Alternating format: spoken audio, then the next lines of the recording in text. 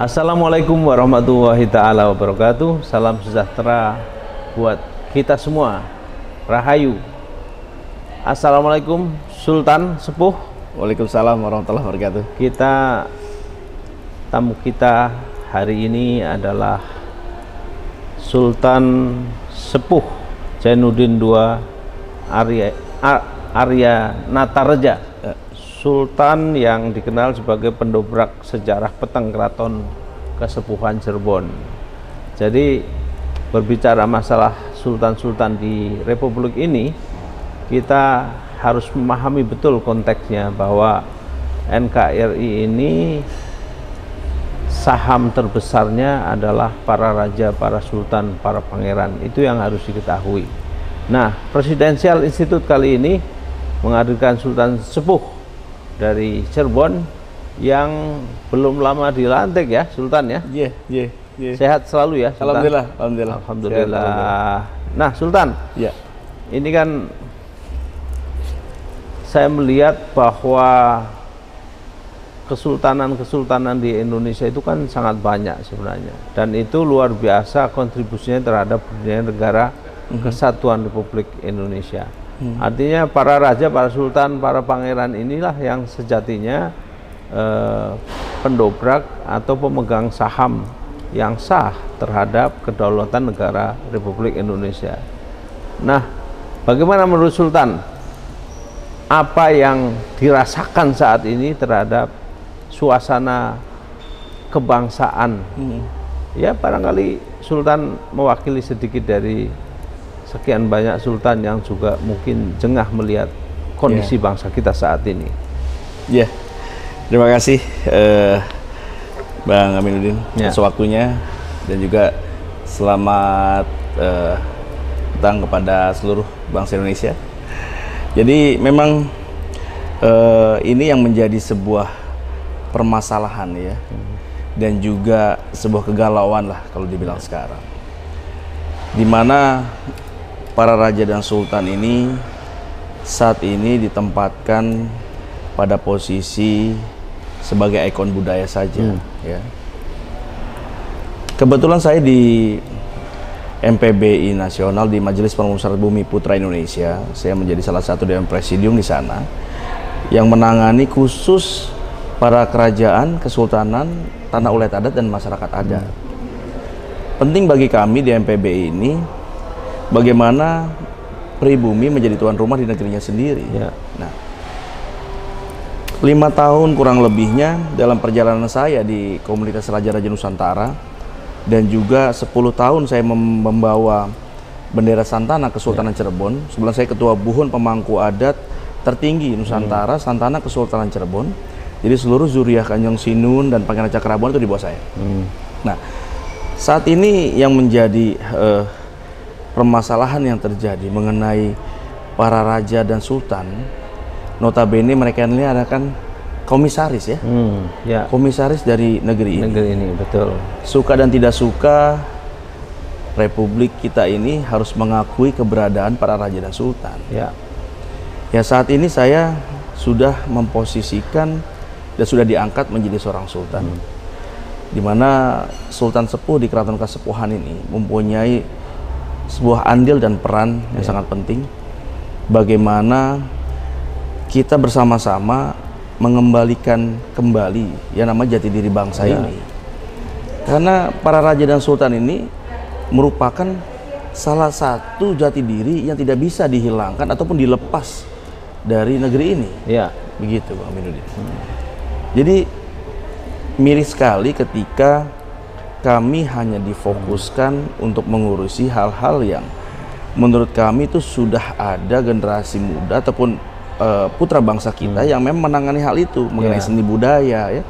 Kita hanya sebagai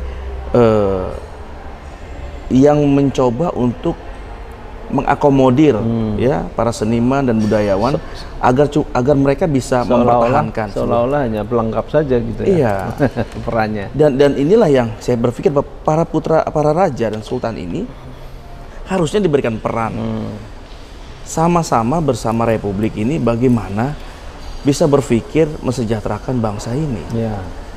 Karena bagaimanapun juga yang menjadi rakyat bangsa Indonesia saat ini merupakan masyarakat adat bagian dari kerajaan dan kesultanan. Ya. Itu yang saya pikir, ayolah para raja dan sultan sudah mulai bangkit saat ini, kembali kepada fitrahnya sebagai raja, sebagai sultan, sebagai pemimpin dari masyarakat adat di wilayahnya masing-masing. Concern menata kembali sebuah tatanan, menata kembali sebuah unggah-ungguh, di mana masyarakat adat ini mereka merasa nyaman dan terlindungi dengan adanya sosok raja dan sultan.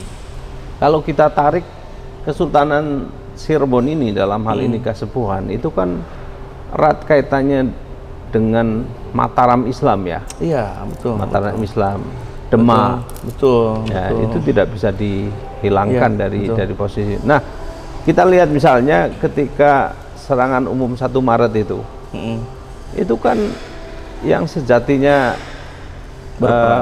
yang berperan itu kan sebenarnya Sultan Hamengkubuwono IX yang memerintahkan kepada Panglima Jenderal Soeharto, Panglima Besar Pak Sudirman, dan Pak Dirman kemudian memerintahkan Pak Harto dalam hal ini sebagai komandan lapangan lah, kira-kira begitu. Ini kan kembali lagi bahwa Sultan memegang peran yang sangat strategis dalam memerdekakan, dalam berjuang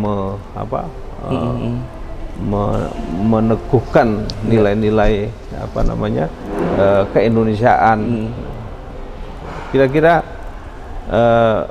pandangan Sultan Kasepuhan gimana nih? Apa peran sekarang terhadap peran-peran keraton ya yang sekarang ini terhadap peneguhan nilai-nilai kebudayaan di negeri kita?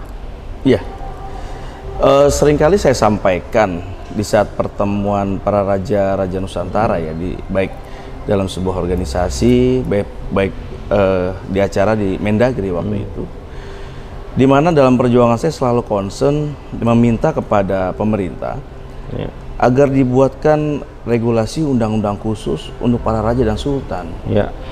Jangan hanya diskupkan pada undang-undang kebudayaan saja pasal 5, di mana para raja dan sultan harus ditempatkan kepada porsi yang baik dengan kedudukan yang baik, yang mulia. Karena para raja dan sultan ini merupakan komisaris di negeri ini, bukan bawahan. Apa yang dipakai oleh negeri ini saat ini, oleh negara ini, dari seluruh asetnya, tanah-tanahnya, itu merupakan pemiliknya para kerajaan dan kesultanan dulu, kan gitu. Artinya pemerintah sekarang boleh dikatakan hadiah terbesar kan daripada para raja, para sultan itu kan? Betul sekali. Ya, harusnya sebagai yang diberikan kepercayaan ya oleh para raja dan juga kesultanan dan juga para sultan waktu itu, harusnya feedback baliknya ikut memikirkan kami kan gitu. Bagaimana kami harus hidup. Kami ini mempunyai satu turunan, kedua keluarga dan juga zuriah dan juga masyarakat, di mana semuanya merupakan titipan dari para leluhur kami untuk bisa disejahterakan dan dimuliakan. Kalau kondisinya saat ini, seluruh aset kami semuanya di HGU-kan, dikelola oleh pemerintah, kami cuma hanya bisa menonton saja tanpa kami harus bisa menikmati. Bahkan yang lebih tragis lagi, itu wilayah kami, contoh misalnya sebuah tambang, kami cuma hanya bisa menonton dan melihat. Itu tanah leluhur kami dikeruk dengan kuota yang sangat luar biasa, lalu hasilnya itu mereka nikmati, kami cuma bisa melihat dan menonton. Dan kesultanan nggak dapat apa-apa. Nggak dapat apa-apa. Bahkan sekelas lurah saja di wilayah tersebut, dia bisa menikmati dari hasil gunung yang dikeruk itu, Gunung Kapur misalnya, yang dipakai oleh satu perusahaan perusahaan semen. Di mana lurahnya saja masih bisa menikmati, sedang kita pemilik lahan hanya cuma bisa menonton dan debunya saja. Apa nggak ada kebijakan pusat atau daerah tentang atau undang-undang? Nah itu dia yang menaungi itu. Ini yang saya sayangkan. Kenapa sih gitu loh? Republik ini sedikit saja melihat para raja dan sultan ini bagaimana mereka harus hidup dan bagaimana para raja dan sultan ini berperan penting bersama-sama Republik, bersinergi untuk bisa menyentuh masyarakat secara bersamaan. Buatkanlah regulasi undang-undang khusus mengenai para raja dan sultan. Kalau dulu kita masih bisa ditempatkan di DPA, di MPR ya, ada utusan golongan. Betul. Tetapi sekarang sudah hilang sekali hak kami. Jadi kami cuma dikembalikan kepada undang-undang kebudayaan saja, pasal 5. Iya. Nah, itu artinya para sultan, para raja ada keinginan untuk mengembalikan kepada Undang-Undang Dasar 45 yang asli begitu? Betul. Jadi itu harapan kami. Ya kalau dengan Undang-Undang 45 yang asli, kita masih sedikit dihargai lah. Di situ ada putusan golongan ya. Itu ya. Gitu, dari para kerajaan itu ada di sana.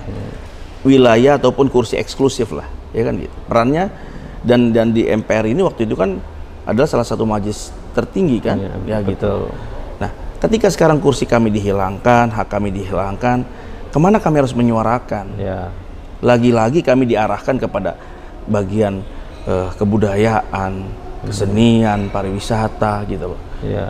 Kami ini bukan sebagai apa namanya badut budaya yang harus didandanin setiap acara seremonial dihebat-hebat sebagai raja. Tapi ketika kita buka baju, masyarakat nggak kenal kita kok. Bukan hanya barang tontonan yang bernilai historis saja gitu. Tapi memang itu ada nilai edukasi, nilai yang harus generasi kita itu harus tahu kan, gitu begitu kan. Betul. Sekarang kan begini, Bang Aminuddin. Ketika ada acara seremonial disebutnya packagingnya judulnya acara kerajaan Nusantara, ya kan? Masyarakat itu tidak mendapatkan edukasi apa-apa di sana. Cuman hiburan aja. Hiburan, tontonan. Kita cuma hanya sebagai apa ya? Orang banyak yang bilang seperti tontonan budaya yang mereka juga ini maksud dan tujuannya apa, sebuah framing terkesan raja-raja Nusantara ini ada, tetapi pada kenyataannya kami tidak dilibatkan apapun untuk berpartisipasi bersama Republik untuk bagaimana kami menyentuh masyarakat apalagi mengambil kebijakan. Betul. Padahal Punten Paranun ketika Kesultanan Cirebon ya, dari dulu sampai saat ini asetnya tidak pernah diserahkan kepada Belanda. Gitu loh. Dikelola secara turun-temurun. Dan kami juga para generasi sultan penerus ini ataupun para turun-turunannya yang berada memang berkecimpung di dalam keraton tidak menemukan salah satu surat wasiat bahwa seluruh aset Kesultanan Cirebon sudah diserahkan kepada Republik. Kalaupun ada bahasanya itu pernah diserahkan, diberikan mandat ataupun diberikan hibah, kami ingin tahu bunyinya gitu loh. Benar nggak? Bicara jual ada nilai transaksinya pada hitam di atas putih. Bicara hibah itu pun ada bunyinya juga, hibahnya seperti apa. Pemberian kuasa, pemberian mandat, pastinya di sana ada klausal yang namanya mengingat, menimbang dengan ketentuan bersyarat, itu udah pasti. Nah, kalau bicara foto dulu para raja berkumpul menyerahkan mandatnya kepada Bung Karno agar ini dikelola seluruh asetnya. Yang saya pun tanya adalah, oke, fotonya anggap ada. Oke, tanggal bulan dan tahunnya ada. Yang saya cuma tanyakan, secari kertas bunyinya, itu yang saya ingin tahu. Hitam di atas putihnya. Betul dong. Ketika kita mengingat pada teks proklamasi Undang-Undang Dasar Republik Indonesia 1945, di situ ada satu tekslan yang pemindahan kekuasaan dan lain-lain. Yang kita mau tanya, pemindahan kekuasaan dari siapa ke siapa? Itu kan apakah dari kolonial ke Republik? Sedangkan kolonial saat itu tidak mengakui dia menjajah 350 tahun. Republik baru berdiri, baru nama medis 1924. 1928 Sumpah Pemuda. 45 merdeka. Di mana kolonial ini menjajah 350 tahun kepada Republik? Sedangkan Republik baru berdiri saat itu. Betul. Tetapi kalau ketika kita bilang Belanda menjajah Kesultanan Cirebon, Belanda menjajah Kesultanan Banten, mereka akui itu. Gitu. Nah, ini harus cerdas nih. Ini yang harus diketahui banyak orang. Saya menanyakan itu, pemindahan kekuasaan ini dari siapa ke siapa? Karena waktu itu Belanda tidak mau menerima, mungkin dituduh menjajah Republik 350 tahun. Kan gitu. Baru dia buktikan menjajah itu 47 sampai 49. Baru dia menjajah benar itu. Karena semua semua orang atau semua sultan semua itu juga waktu itu banyak yang kerjasama gitu ya. Berperang semuanya juga, kan begitu. Jadi bahkan pemerintah kolonial waktu itu menganggap orang-orang yang berjuang untuk NKRI ini dibilang pengkhianat lah, pemberontakan gitu kan. Jadi sekarang gini Bang Abudin, saya mau tanya, kita bicara logika. Apakah mungkin para raja dan sultan menyerahkan bulat-bulat seluruh asetnya kepada republik? Kita saja, kalau saat ini kita punya banyak harta lah, ada seseorang datang ke kita ingin membangun sebuah kota yang sangat canggih dan modern, kita ada di dalamnya di sana tinggal, lalu dia minta dukungan kepada kita. Apakah mungkin semua hartanya kita kasih semua, tanpa kita harus memikirkan anak cucu kita hidupnya bagaimana? Ini harus menjadi pertanyaan dasar. Apakah mungkin para raja dan sultan menyerahkan bulat-bulat seluruh asetnya saat itu kepada Bung Karno, sedangkan mereka ini punya anak, sedangkan istrinya nggak satu waktu itu para raja, anaknya tersebar di seluruh Nusantara dan harus dihidupi. Istrinya lebih dari satu ya. Kalau sultan masih satu kan? Alhamdulillah masih satu. Satu di Cirebon, satu di Jakarta gitu. Satunya di mana lagi? Lalu raja-raja dimanapun lah raja-raja waktu itu kan memang banyak selir yang terkenal ya. Banyak permaisuri satu, jadi garwo ampilnya banyak gitu kan. Betul. Oke, harapan Sultan terhadap pemahaman sejarah kesultanan ini untuk para milenial kita apa ini? Barangkali bisa teman-teman milenial, pemuda, aktivis itu bisa memahami bahwa kesultanan, kerajaan itu punya peran yang luar biasa terhadap terbentuknya negeri ini. Iya, pastinya saya harap generasi muda saat ini harus sudah mulai mempelajari yang namanya sejarah jati diri bangsa ini, kan? Republik Indonesia ketika tidak ada raja-raja Nusantara, tidak ada kesultanan, tidak ada kerajaan, maka apa yang harus dilihat dari jati dirinya? Kan gitu. Nah, dengan sejarah masa lalu adanya kerajaan dan kesultanan di bumi Nusantara ini menjadi sebuah hasanah besar dari bangsa ini. Berbagai macam suku, berbagai macam bahasa, ini kita tidak pernah bisa hilangkan. Walaupun saat ini keberadaan raja-raja Nusantara dan kesultanan ini ada beberapa yang ingin mencoba untuk menghilangkan itu, tetapi kami tidak bisa dihilangkan. Kenapa itu? Karena seluruh bangsa Indonesia ini ketika menyadari dirinya kembali kepada suku wilayahnya. Yang orang Sunda merasa suku Sunda, yang Jawa merasa suku Sunda. Jadi mau dihilangkan bagaimana? Yang Betawi dengan bangga dengan suku Betawinya, Dayak bangga dengan suku Dayaknya. Jadi mau bagaimanapun status kerajaan dan kesultanan ingin dihilangkan dari negeri ini, maka tidak akan pernah bisa. Ketika kita bertanya kepada diri kita masing-masing, asal dari mana kita, seperti itu. Pentingnya para putra bangsa penerus harus benar-benar belajar dan mau memahami asal muasal negeri ini atau bangsa ini berdiri. Seperti itu. Terus dengan melihat kelakuan ya dalam tanda petik para punggawa negeri ini sekarang yang banyak aneh-aneh gitu. Mulai dari para pembantu presiden, para pengusaha yang mengeksplor sembarangan tanah-tanah adat atau segala macam itu bagaimana itu? Satu hal yang harus dipahami dan juga harus diingat, negeri ini tidak pernah lepas yang namanya dari rahmat karuhun dan karma dari leluhur, dari leluhur ya, karuhun atau leluhur. Jadi ketika ini haknya rakyat, ketika ini haknya masyarakat, haknya adat, coba untuk difungsi alihkan, dirubah kepemilikannya, yang tadinya punya masyarakat adat dikelola oleh masyarakat adat untuk hidup, lalu dengan satu obsesi dan kepentingan yang disebut tanda kutip adalah negara, dan lalu menzolimi masyarakat adat yang selama ini mengelola tanah-tanah adat tersebut. Ini merupakan suatu kejahatan sangat luar biasa. Dengan cara-cara yang seolah-olah untuk rakyat tetapi bukan untuk rakyat. Dan kejahatan itu harus dilawan kan? Harus. Karena apa? Karena yang kita pikirkan para raja dan sultan, kita tidak berpolitik para raja dan sultan. Saat ini makanya saya mungkin di Cirebon yang berpikir pentingnya peran para raja dan sultan Nusantara ini untuk kembali menegakkan marwahnya leluhurnya masing-masing, lalu berjuang untuk masyarakat adatnya. Bagaimana cara berjuangnya? Itu menyelamatkan seluruh tanah ulayat adatnya agar tidak mudah dikuasai oleh asing dan juga oleh investor. Seyogyanya seharusnya Republik ini menyadari ketika ada lahan-lahan adat, lahan-lahan di bumi Nusantara ini harusnya dilihat historinya. Jangan main asal di HGU-kan saja. Di sana ada haknya para raja dan sultan dan keluarganya dan juga masyarakat adatnya. Harus dipikirkan dengan seksama. Bagaimana mereka hidup? Jangan main sikat, main terabas saja. Ini karma ini akan jatuh kepada mereka-mereka yang zolim kepada tanah-tanah kerajaan dan kesultanan.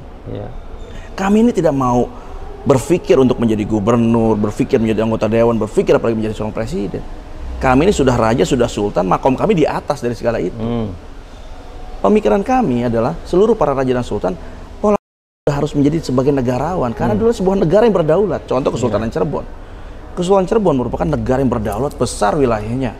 Kita lihat ke atasnya Pajajaran. Bagaimana wilayahnya sampai Afrika, Madagaskar. Ini sebuah wilayah yang sangat luas kan begitu. Dan pola-pola pikir kami ini ada pola pikir negarawan sebenarnya. Fungsinya ketika Republik bisa mensinergikan kami, bersinergi bersama, ini sangat cantik sekali negeri ini.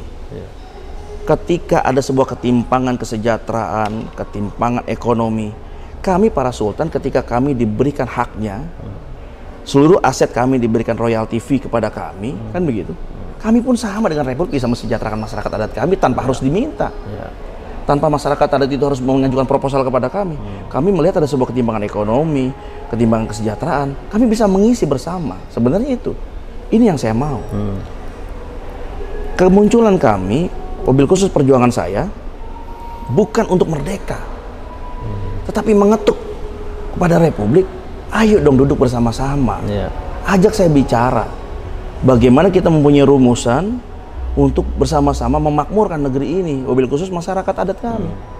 Karena yang disebut masyarakat bangsa atau negara ini adalah bagian dari masyarakat adat kami yang kami tidak bisa lepas secara fitrahnya. Nah inilah yang kami mau, ya kan? Jangan sampai kami akhirnya feedback ke belakang, menelusuri dan menanyakan bagaimana cara proses peralihan dari mulai tanah-tanah kerajaan kepada Republik ini. Kami ingin tahu isinya. Kan begitu. Dalam arti kepastian secara hukumnya, apa bunyinya. Ini yang sering saya tanyakan kepada pemerintah, apa bunyinya. Biar seluruh masyarakat Indonesia tuh paham, oh dulu itu para raja-raja Nusantara memberikan kekuasaannya, memberikan mandatnya dan juga kekuasaan kepada Republik sepenuhnya, seluruh asetnya diberikan. Ini loh bunyinya. Sehingga kami para putra turunan ini dan juga para pelanjut raja dan sultan ini mengetahui pasti lahan yang mana aja sih yang dikasih. Lalu kami hidup yang mana aja yang bisa kami hidupi. Itu. Nah ini dia. Ini yang menjadi kegalauan kami para raja dan sultan seperti itu, Bang. Oke. Baik. Saudara-saudara sekalian, pecinta Presidential Institute, itu tadi bincang-bincang kita singkat, padat, tapi bernas dengan Sultan Kasepuhan Cirebon, Sultan Sepuh Zainuddin II Arya Natarja. Jadi kalau sultan-sultan raja-raja itu memang namanya panjang-panjang dan susah dia ejaannya. Itu yang generasi kita masih banyak yang tidak tahu. Nah, sejatinya tadi sudah kita sampaikan bahwa kesultanan, kerajaan, para pangeran, para raja, para sultan itu adalah pemegang saham terbesar Republik ini. Dan tadi dikatakan para karuhun, arwah-arwah negeri kita ini diselimuti oleh mereka. Jadi tidak boleh sembarangan dengan tanah-tanah leluhur yang sejatinya mereka ikut menjaga negara kesatuan Republik Indonesia. Karena mereka berkontribusi terhadap negara ini. Jadi ketika mereka melihat anak cucunya terzolimi, pasti mereka juga ikut marah. Jadi yang harus diingat adalah bahwa negeri ini adalah negeri yang dikaruniai Tuhan dengan segudang kekayaan yang luar biasa. Harus dikelola kekayaan itu untuk kemakmuran rakyatnya. Pesan dari para wali yang secara eksplisit, bumi Indonesia adalah bumi para wali, para raja, para sultan. Itu saja podcast kali ini, mudah-mudahan bermanfaat untuk kita semua. Wassalamualaikum warahmatullahi wabarakatuh.